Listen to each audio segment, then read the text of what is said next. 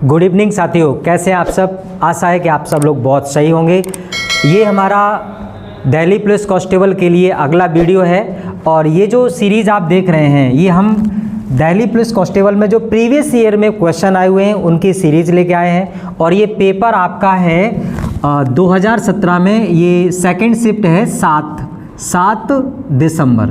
Okay, 7 दिसंबर का paper है 2017 का सेकंड शिफ्ट का पेपर है। ठीक है, तो आइए इस क्वेश्चन का हम लोग बेहतरीन सॉल्यूशन करते हैं। क्या है ये क्वेश्चन, इसे किस तरीके से करना चाहिए, तो ये हम आपको देखिए अभी सिखाते हैं। आपको मालूम है कि ऐसे क्वेश्चन में स्टूडेंट काफ़ी सारा समय लगा देते हैं और तुक्का मार के आ जाते हैं। उन्हें इस बात का अंदाज़ा नहीं हो पा रहा है कि कौन बड़ा है कौन छोटा है। तो ऐसे क्वेश्चंस के लिए बड़ा अच्छा सा कंसेप्ट है दोस्तों। अगर आपको ऐसे क्वेश्चंस में कभी किसी को बड़ा या छोटा बताना हो तो पावर का एचसीएफ लेना होता है। पावर का क्या लेना होता है? पावर का एचसीएफ। ओके, जो इसकी पावर है, घात है, उसका मासा लीजिए, मतलब 400 और 300। इसका आप एचसीएफ लेंगे तो आप देखेंगे इसका एचसीएफ आएगा 100। ओके, अगर इसका एचसीएफ 100 आएगा तो आप क्या करेंगे, 2 की पावर आप 4 लिखेंगे अंदर और इसकी 100 पावर लिखेंगे ऊपर। बिकॉज आप 100 का 4 में गुणा करेंगे, 100 का 4 में गुणा करेंगे तो ये 400 हो जाएगा। ठीक है, चलिए अब आप क्या कर लेंगे, 3 लिखेंगे और उसकी पावर 3 लगेंगे और उसकी पावर लगा देंगे 100 यानी कि 100।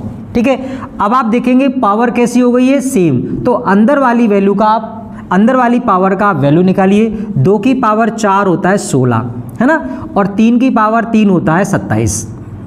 अब आप देखिएगा 2 की पावर 4 कितना होता है 16 और 3 की पावर 3 होता है आपका 27। तो आप देखिए कौन बड़ा है, ये बड़ा है। यस, यानी ये वाला आपका साइन बड़ा है।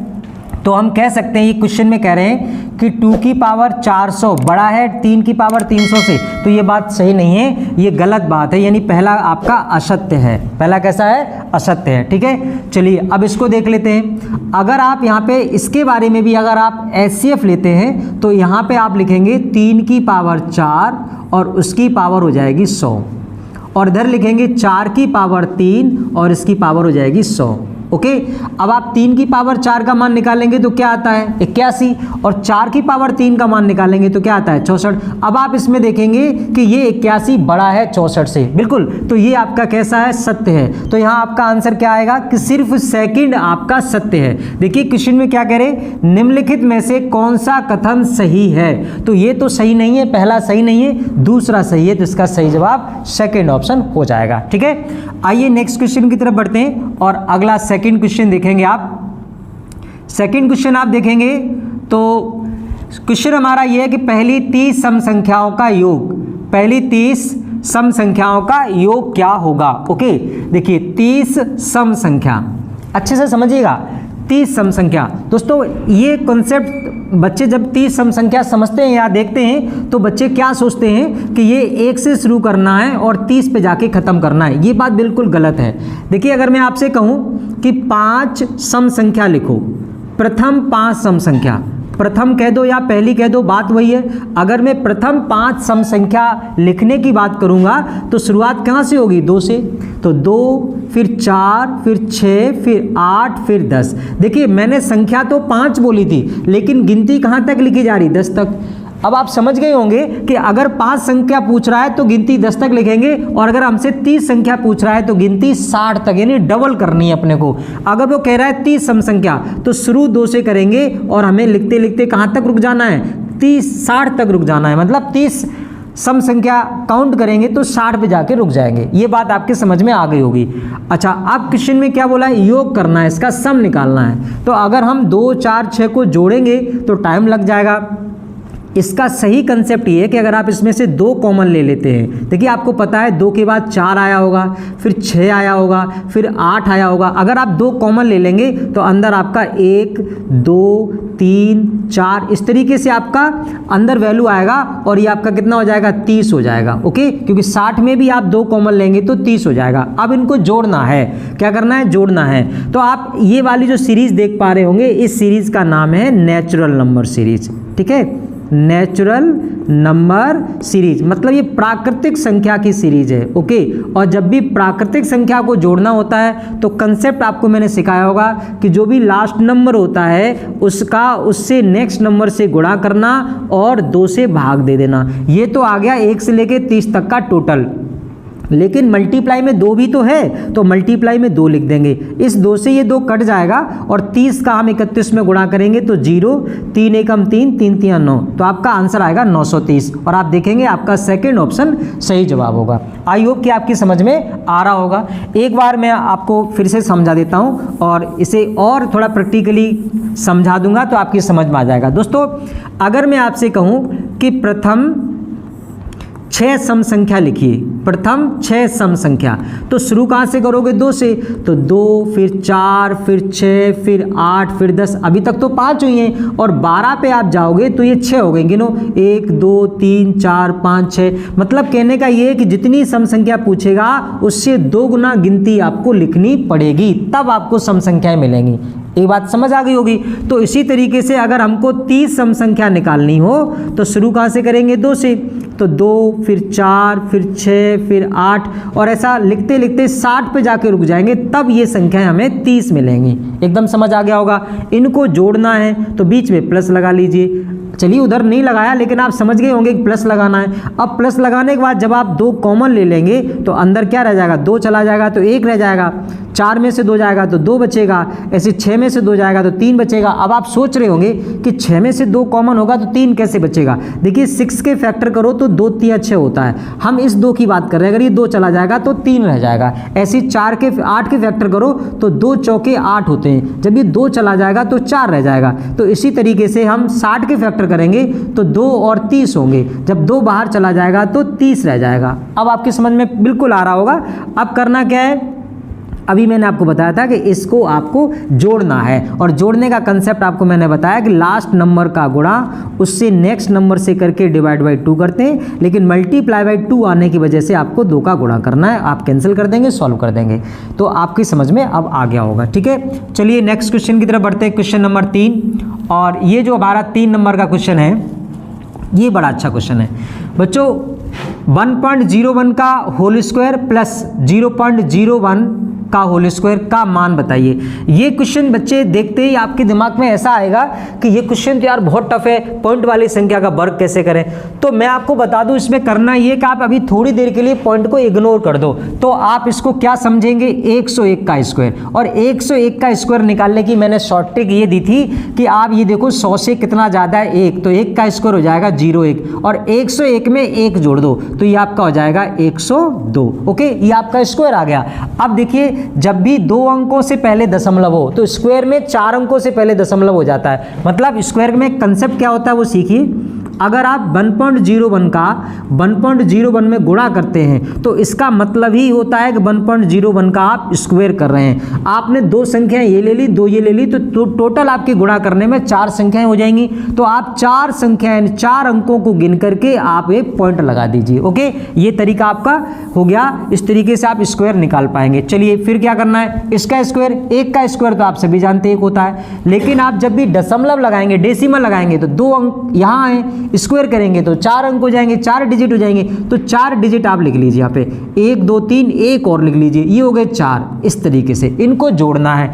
जोड़ने का तरीका भी बड़ा सिंपल रखिएगा, क्योंकि देखो छोटी सी गलती अगर आपने की तो आपका आंसर गलत आ जाएगा। और जोड़ने के टाइम आप इस बात का ध्यान रखेंगे कि पॉइंट के नीचे पॉइंट होना चाहिए। आप जोड़ेंगे 1 और 1 2 हो जाएगा, ये 0 हो जाएगा, ये 2 हो जाएगा, ये 0 हो जाएगा और ये 1 हो जाएगा। तो आपका आंसर आ जाता है 1.0202, मतलब आपका पहला ऑप्शन सही जवाब हो जाता है। चलिए नेक्स्ट क्वेश्चन की तरफ बढ़ते हैं। क्वेश्चन नंबर 3, और ये क्वेश्चन नंबर जो हमारा 3 है वो बहुत अच्छा क्वेश्चन है। क्वेश्चन ये कहता है कि 80 से 120 तक कितनी संख्याएं 7 और 5 से विभाजित होंगी। दोस्तों जब कभी 2 संख्याओं की बात हो रही होती है तो हमेशा इन संख्याओं का एलसीएम लिया करते हैं, और एलसीएम कितना आएगा? 35। इसका मतलब ये है कि जो संख्या 35 से कट जाएगी वो 7 और 5 से कट जाएगी। इसका कंसेप्ट ये कहता है कि 80 से 120, तो आप इसके बीच का डिफरेंस देखो, 40 आएगा। इस 40 में आप 35 का भाग कर दो, इस 40 में इस 35 का भाग करोगे तो आपका भाग एक बार जाएगा, और जितनी बार भाग जाएगा वही संख्याओं की संख्या होगी। इसका मतलब 80 से 120 के बीच में मात्र एक संख्या होगी, हाँ बिल्कुल एक संख्या होगी जो किससे कटेगी, 35 से कटेगी। अब आप सोचेंगे कैसे, तो देखो 35 से कम 35 होता है ना, और उसके बाद आप करेंगे 35 दूनी 70 होता है। अगर आप करेंगे 3 का गुणा, यहाँ 35 करेंगे, 35 तिया कितना होता है आप देख लो, 35 तिया 105 होता है, ठीक है। और 35 चौके आप देखेंगे, 35 चौके 140 होता है। दोस्तों याद रखना ये दोनों नंबर इसलिए नहीं आएंगे क्योंकि 80 से लेना है, और ये नंबर 140, ये नंबर इसलिए नहीं आएगा क्योंकि हमें 120 से पहले लेना है। तो मात्र एक ही संख्या है 105 जो इनसे डिविजिबल हो जाएगी। तो हम आपको देखो प्रैक्टिकली भी बता देते हैं, और हमने आपको तरीका भी बता दिया कि कभी भी ऐसा क्वेश्चन आ जाए तो दोनों के बीच का डिफरेंस लेके आप भाग दे देना एलसीएम का, ठीक है। चलिए नेक्स्ट क्वेश्चन की तरफ बढ़ते हैं। अगला क्वेश्चन है हमारा, यदि a प्लस बी का मान 10 हो। दोस्तों 2017 दिल्ली पुलिस का जब पेपर आया तो बड़ा आसान आया। अगर ऐसा पेपर अब आ जाए बच्चों तो निश्चित रूप से आप ना पेपर को धुआं कर दोगे। इतना ज़बरदस्त कंसेप्ट है, मुझे पता है, हम आपको ऑफलाइन भी पढ़ाते हैं, है ना, पता है बच्चे कितनी मेहनत करते हैं। बेटा इसका जब हम सॉल्यूशन करेंगे तो आपको साफ साफ नज़र आ रहा होगा कहीं ना कहीं ए स्क्वायर प्लस बी स्क्वायर, ये ए प्लस बी के होल स्क्वायर पर डिपेंड करता है। तो दोस्तों यहाँ ए प्लस बी का होल स्क्वायर हमें आना चाहिए, और वो स्क्वायर होता है, वो फॉर्मूला होता है a square plus b square plus के 2ab। ओके, इसका मान देखो मुझे 10 पता है तो मैं यहाँ पे 10 का स्क्वायर कर दूंगा। ये मुझे चाहिए तो इसे एज इट इज छोड़ लूंगा, ऐसे रख लूंगा, बचा लूंगा।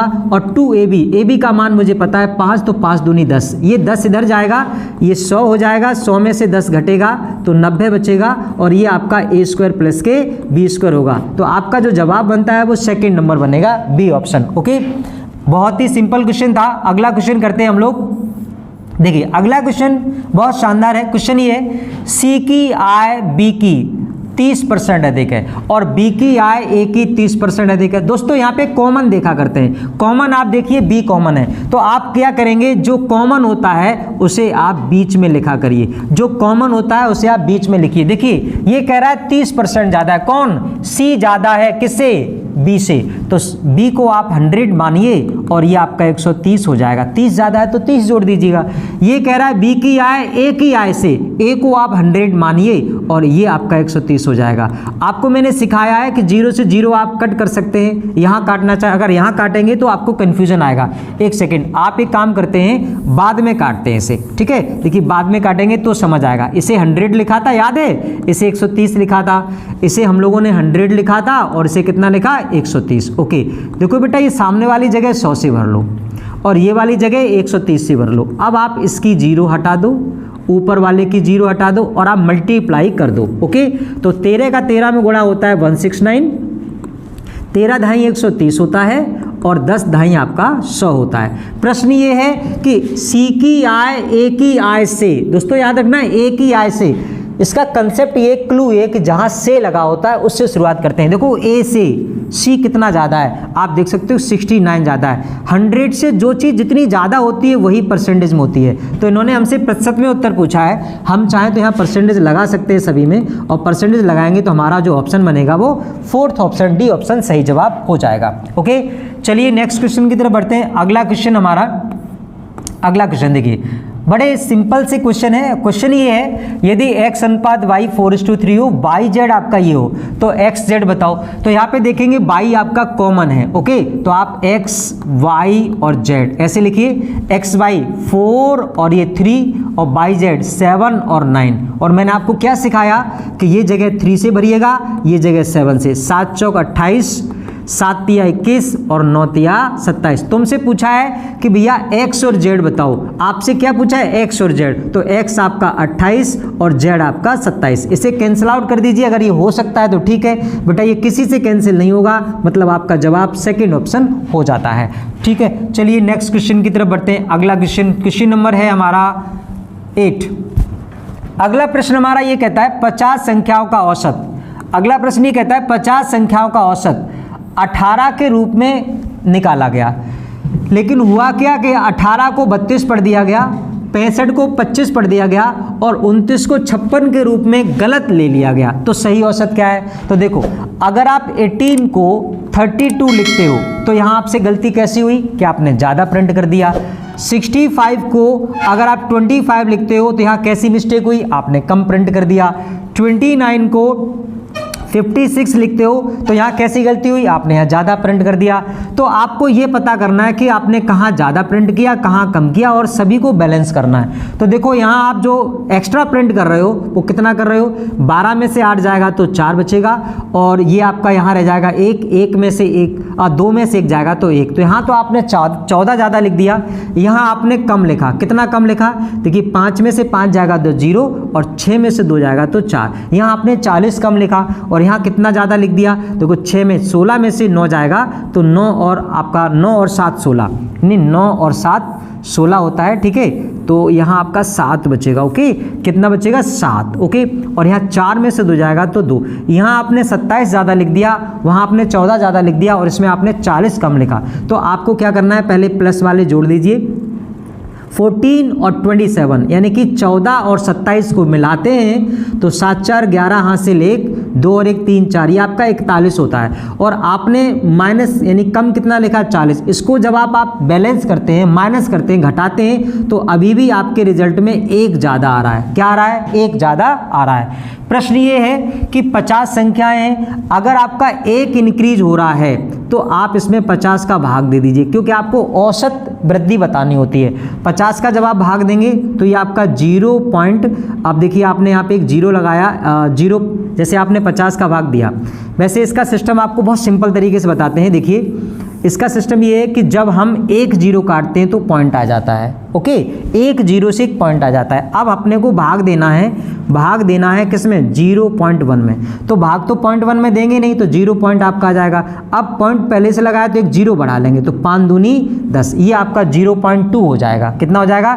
0.2। एक बार चेक कर लो कि 0.2 को अगर हम वापस से नीचे पॉइंट लगाते हैं, सॉरी 0.02, इसका क्या हो जाएगा? 0.02, क्योंकि 100 बनना चाहिए, 0.02, ओके। अब देखिए, अगर आपने 0.02 के नीचे 1 माना, पॉइंट हटाया और आपने 100 लगाया, अब इसे काटेंगे, 2 1 कम 2 और 2 से आपका 50, यानी आप बिल्कुल सही कर रहे हैं, कोई दिक्कत नहीं है। क्या आएगा? 0.02। इसका मतलब 0.02 औसत अभी भी ज़्यादा ही है, तो आपको घटाना पड़ेगा। तो आप क्या करेंगे? 18 में से 0.02 घटा देंगे। 18 में से 0.02 कैसे घटाओगे? तो 18 ऊपर लिखो, 0.02 नीचे लिखो, और यहाँ पे 0 0। यहाँ पे आपका 8 बचेगा, यहाँ आपका 9 बचेगा, और यहाँ आपका देखिए कितना आ जाएगा? 17.9, ओके, 0.02। तो यहाँ से आप देखिए, ये आपका ऑप्शन 17.8 जो जा रहा है, ये 17.9 होना चाहिए। एक बार हम लोग इसे चेक कर लेते हैं, ठीक है। 50 संख्याओं के औसत की गणना 18 के रूप में की गई। 3 संख्याओं का औसत 18, 32, 65 को 25, ओके। यहाँ मिस्टेक हुई है, ओके, ये काट देना वीडियो विशाल, ठीक है। यहाँ पे ये डाटा मिस्टेक हो गई।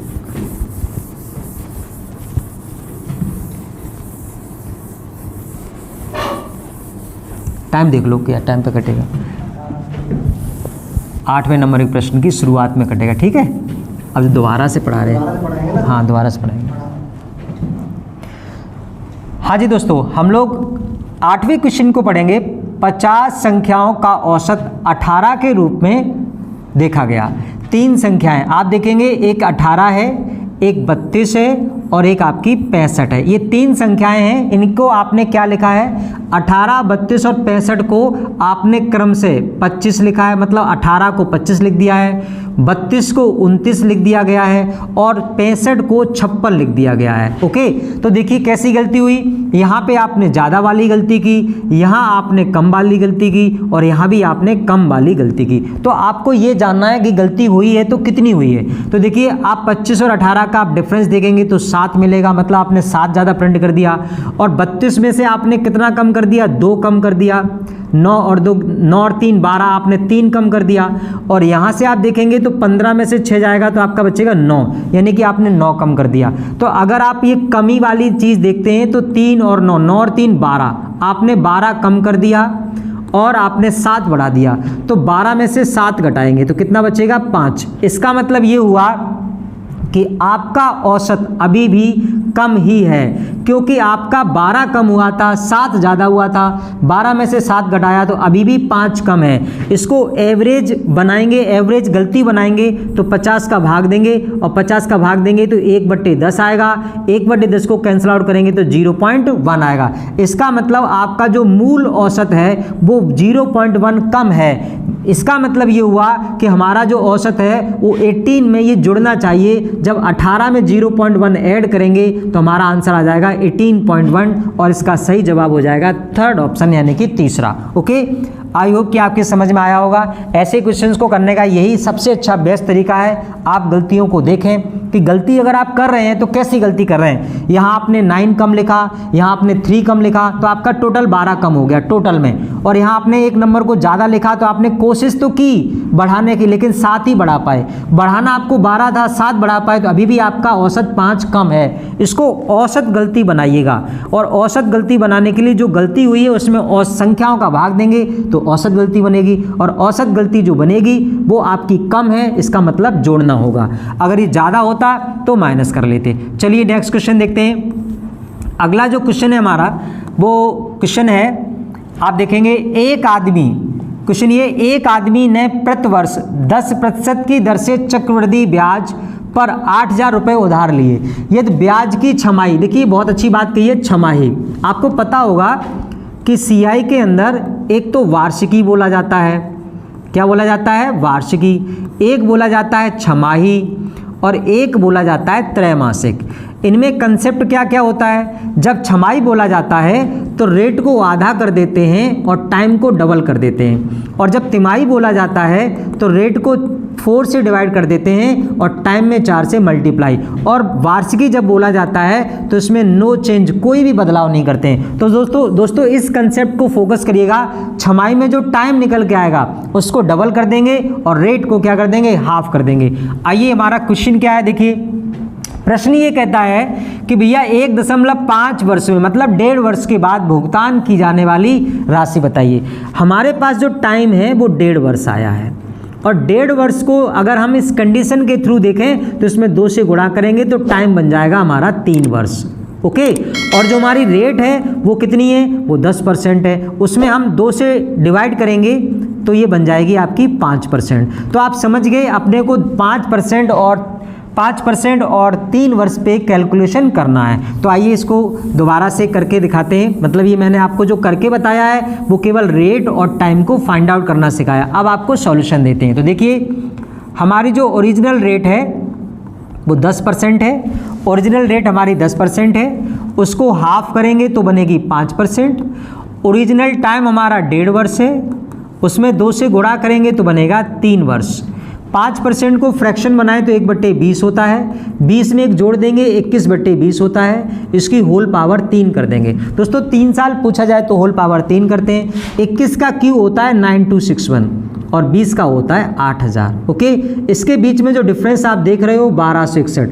दोस्तों ऐसे क्वेश्चन में जो ये वाली वैल्यू होती है ये आपकी मूलधन होती है, जो नीचे वाली वैल्यू होती है वो मूलधन होती है, और ऊपर वाली वैल्यू आपकी मिश्रधन होती है। क्या होती है, मिश्रधन। और ये दोस्तों आप देख पा रहे होंगे ये आपका CIA चक्रवृद्धि ब्याज है। तो प्रश्न भी देखो यही बोल रहा है 8,000 रुपये, हमारा यहाँ पे वैल्यू 8,000 आ गया, इसका मतलब ये हमारा चक्रवृद्धि ब्याज होगा। प्रश्न ये है कि भुगतान की जाने वाली राशि, देखो भैया उधार आपने 8,000 लिया है वो तो देना ही है, प्लस 1261 आपको ब्याज देना है, तो आपका बन जाएगा 9261।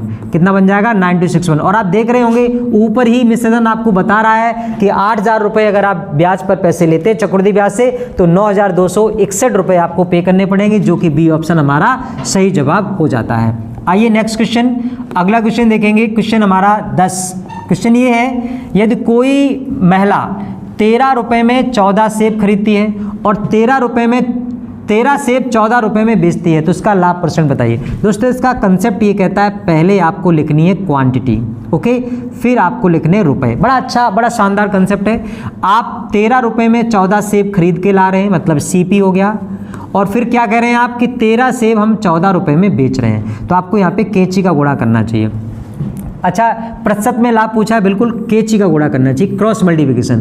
13 13 1 6 9 हो जाते हैं, और 14 का जब आप गुणा करेंगे तो इसका गुणा हो जाता है 196, और ये आपका एसपी होता है। आप देख पा रहे होंगे इसमें जो डिफरेंस आ रहा है वो देखो, 16 में से 9 जाएगा तो 7, और यहाँ 8 में से 6 जाएगा तो 2, 27 रुपये का डिफरेंस आ रहा है।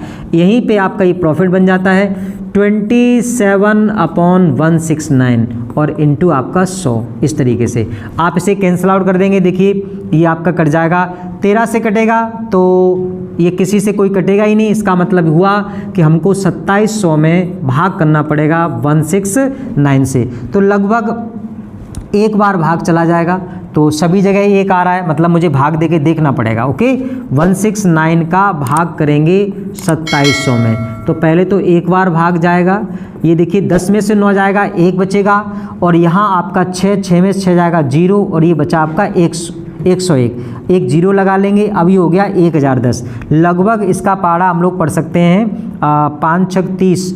इसमें ऑप्शन की तरफ देखें तो 5 इसका हाईएस्ट है, 5 बार अगर पढ़ते हैं तो 5 ने 45 की 5 हासिल में 4, 5 6 के 30 और 4 34, हासिल में कितना हो जाएगा 3, 5 एकम 5 3 8, बिल्कुल 5 बार पढ़ सकते हैं। और आपको इतना ही करना है, क्योंकि देखो कितना सारा गैप है, 2 है, 4 है, 5 है, 3 है, तो मतलब अगर आप 5 बार टेबल पढ़ते हैं, 6 बार पढ़ा नहीं जा सकता, 5 बार पढ़ेंगे तो इसके नज़दीक पहुंचेंगे, मतलब आपका बी ऑप्शन सही है। ऐसे क्वेश्चन में आप देखेंगे कितना सारा गैप है, आप कुछ डाटा करेंगे ना तो आपको आंसर मिल जाएगा कुछ ही कैलकुलेशन पे। अगला क्वेश्चन देखें, क्वेश्चन नंबर 10 नंबर का जो हमारा क्वेश्चन है वो ये कहता है कि 900 रुपये की घड़ी एक व्यक्ति खरीदता है, पंकज, ओके, इसके चिन्हित मूल्य को इस तरह चिन्हित करता है कि 30% की छूट देने के बाद उसे 40% का लाभ होता है। घड़ी का चिन्हित मूल्य क्या है? इसका बहुत अच्छा कंसेप्ट है। देखिए चिन्हित मूल्य यहाँ 2 बार यूज हुआ है, एक बार डिस्काउंट में हुआ है, देखिए चिन्हित मूल्य 2 बार यूज हुआ है, एक बार डिस्काउंट में हुआ है और एक बार आपका प्रॉफिट के साथ भी होगा। तो क्वेश्चन किया कैसे जाएगा, पहले लिख लीजिए सीपी, फिर बीच में लिख लीजिए आप एमआरपी, बीच में आप एसपी को लिखिएगा। किसको लिखिए? एसपी को। देखिए बीच में लिखेंगे आप एसपी और इधर लिखेंगे आप एमआरपी। अब क्वेश्चन सुनिएगा, आप जब कभी डिस्काउंट देते हैं, आप जब कभी बट्टा देते हैं तो एमआरपी में से बट्टा माइनस किया जाता है, और जैसे ही एमआरपी में से बट्टा माइनस करोगे तो एसपी आ जाता है। एमआरपी कितनी मानते हैं? 100%, और बट्टा कितना दे रहे हैं? 30, तो जो एसपी आएगा वो कितना आएगा? 70 आएगा। इसका मतलब 70 एसपी हो जाएगा और एमआरपी हो जाएगा आपका 100। अच्छा, प्रॉफिट की बात करें तो जब भी प्रॉफिट की बात होती है, किसकी बात होती है? प्रॉफिट की। तो प्रॉफिट के साथ कंसेप्ट देखो, सीपी में अगर हम प्रॉफिट जोड़ देंगे तो एसपी आता है, ये बात आपको पता है। तो आप प्रॉफिट से सीपी और एसपी निकाल सकते हैं। कैसे? आप जानते हैं कि सीपी आपका 100 है, प्रॉफिट हो रहा है 40, तो एसपी आपका हो जाएगा 140। तो आप क्या करेंगे, यहाँ 140 कर देंगे और यहाँ आप 100 कर देंगे। ये जगह 70 से भरी जाएगी, ये जगह 140 से भरी जाएगी। अब आप क्या करेंगे, 0 0 0 ये सब कैंसिल आउट कर देंगे। उसके बाद आप काट भी सकते हैं, देखिए 7 से, 7 एकम 7, 7 दूनी 14 और 7 दूनी 14।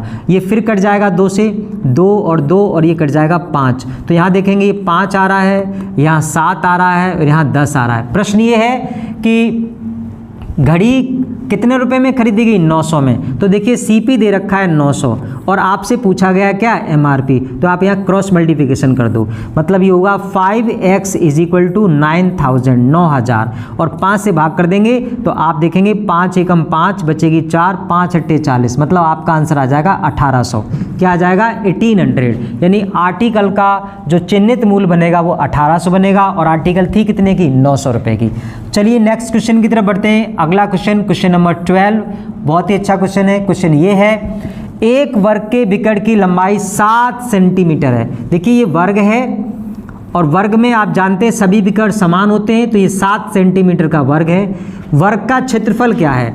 इसका फॉर्मूला होता है a = 1/2 विकर्ण का स्क्वायर। क्या होता है, बिकर्ड का वर्ग। अगर आप ये फॉर्मूला लगा देंगे तो डायरेक्ट आंसर आ जाएगा 1/2 और 7 का स्क्वायर हो जाएगा 49। क्या हो जाएगा, 1/2 इंटू 7 का स्क्वायर और 7 का स्क्वायर हो जाएगा 49। 49 को आधा करेंगे, 2 दूनी 4 और 2 चौके 8, तो आपका 24.5, यानी कि थर्ड ऑप्शन आपका सही जवाब हो जाता है। चलिए नेक्स्ट क्वेश्चन करते हैं। अगला क्वेश्चन 13, एक ट्रेन 320 मीटर लंबे प्लेटफॉर्म को पार करने में 30 सेकंड का समय लेती है और 230 मीटर लंबे प्लेटफॉर्म को पार करने में 25 सेकंड का समय लेती है। तो यहाँ पे एक कंसेप्ट समझिएगा कि अगर 320 वाले प्लेटफॉर्म को पार करते हैं तो 30 सेकंड, और अगर 230 मीटर लंबे प्लेटफॉर्म को पार करते हैं तो 25 सेकंड। तो एक्चुअली ट्रेन को जो टाइम लग रहा है वो उसकी लंबाई के अकॉर्डिंग लग रहा है। तो आप देख लो कितना डिफरेंस आ रहा है। आप देखेंगे तो ये आपका 0 और 12 में से 3 जाएगा तो 9, यानी 90 मीटर में आपको 5 सेकंड का समय लग रहा है। अगर 90 मीटर चलने में 5 सेकंड का समय लग रहा है तो भैया 30 सेकंड में कितना चलेंगे, तो 5 में आप गुणा कर दीजिए 6 का, है ना, तो 30 हो जाएगा। इधर भी 6 का कर दीजिए, तो 30 सेकंड में आप चलेंगे 6 में 54, 540 मीटर। लेकिन आप तो कह रहे हैं कि 30 सेकंड में केवल 320 मीटर प्लेटफॉर्म तय किया जाता है। तो भैया इसमें से 320 घटा दीजिए। अगर 320 माइनस कर देंगे तो आपको यहाँ मिलेगा 220। इसका मतलब 30 सेकंड के अंदर ट्रेन 540 मीटर चल सकती है, जिसमें 320 मीटर लंबे प्लेटफॉर्म को भी पार कर सकती है और 220 मीटर स्वयं को पार कर सकती है। तो यहाँ ट्रेन की जो लंबाई है वो 220 मीटर है। ये बड़ा अच्छा सिंपल कंसेप्ट है। चलिए नेक्स्ट क्वेश्चन की तरफ बढ़ते हैं। अगला क्वेश्चन नंबर 14, राहुल की आयु 50 वर्ष और मोहित की आयु 70 वर्ष है। ये देखिए 50 और 70 लिखा है। कितने वर्ष पहले उनकी आयु का अनुपात 1:2 था। मतलब आप इसमें से माइनस करिए और एक ऐसी कंडीशन लेके आइए जिसमें से आपका अनुपात 1:2। अगर आप ट्राई करेंगे तो समय लगेगा, तो आप ऐसे लिखिए 50/70, दोनों में x माइनस करिए और लिख दीजिए 1/2। मतलब हम कुछ वर्ष बैक जा रहे हैं तो माइनस करेंगे, कैंची का गुणा करेंगे, 100 माइनस के 2x और ये 70 माइनस के x। ये देखिए x इधर आएगा तो माइनस x हो जाएगा और 100 उधर जाएगा तो माइनस 30 हो जाएगा। आप इसे माइनस को कैंसिल आउट कर देंगे तो 30 आ जाएगा। इसका मतलब ये हुआ कि 30 वर्ष बैक अगर आप जाते हैं तो 1:2 का अनुपात आएगा। आइए चेक करते हैं कैसे। अगर 30 साल बैक जाएंगे तो ये 20 के रह जाएंगे और ये 30 साल बैक जाएंगे तो 40 के, और आप देख सकते हैं 1:2 प्रूफ भी हो रहा है। ठीक है, आइए आज की सीरीज का लास्ट क्वेश्चन करते हैं।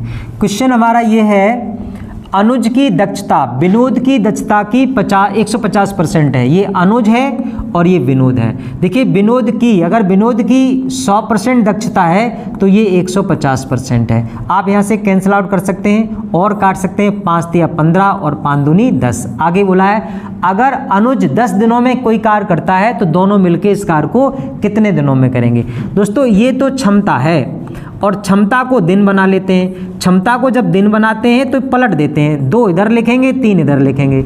विनोद अनुज को लगते हैं 10 दिन। अगर यहाँ 10 दिन लगते हैं तो यहाँ कितने लगेंगे, कैंची का करेंगे गुणा, तो ये आपका आ जाएगा 2x बराबर 30 और 2 से काटेंगे तो x बराबर आ जाएगा 15। इसका मतलब ये हुआ इसको 15 दिन लगेंगे। ओके, अब देखिए एक को लग रहे हैं 10 दिन, एक को लग रहे हैं 15 दिन, और क्षमता कितनी है, क्षमता है 3:2। तो दोस्तों आपको यहाँ पे करना ये होता है कि आपके पास 2 डाटा आ गए, अनुज का आ गया है 10 दिन और विनोद का आ गया 15। इनका एलसीएम लीजिए, एलसीएम आएगा 30 ले लीजिए, एलसीएम 30 भी चलेगा, बिल्कुल 30 एलसीएम हो जाएगा यहाँ से, तो 30 एलसीएम लेंगे, 10 या 30, 15 दूनी 30, इन दोनों को जोड़ेंगे 5। हम दोनों से अगर काम करवाएंगे तो 30 में 5 का भाग कर देंगे, 5 छक्के 30, हमारा आंसर आ जाएगा 6, यानी कि थर्ड ऑप्शन सही जवाब हो जाएगा। तो दोस्तों आई होप कि आपकी समझ में ये वीडियो आया होगा, ये क्वेश्चंस आए होंगे। मैंने सभी क्वेश्चंस को कोशिश की है कम से कम टाइम में सॉल्व कराने की। अगर आपके समझ में थोड़ा कम आया है तो आप वीडियो को पुनः देखिएगा, क्योंकि आप अगर पहली बार पढ़ रहे हैं तो थोड़ा हो सकता है कम आए, क्योंकि ये मैथ्स है, ये प्रैक्टिस पे डिपेंड करता है। ओके, तो आप वीडियो को बार बार देखिए, ये बहुत अच्छा प्लेटफॉर्म है, क्योंकि अगर आप ऑनलाइन वीडियो को देखते हैं या कोई भी कंसेप्ट सीखते हैं तो बार बार उस कंसेप्ट को देखा जा सकता है। ओके, तो मिलते हैं नेक्स्ट वीडियो में, तब तक के लिए थैंक यू वेरी मच।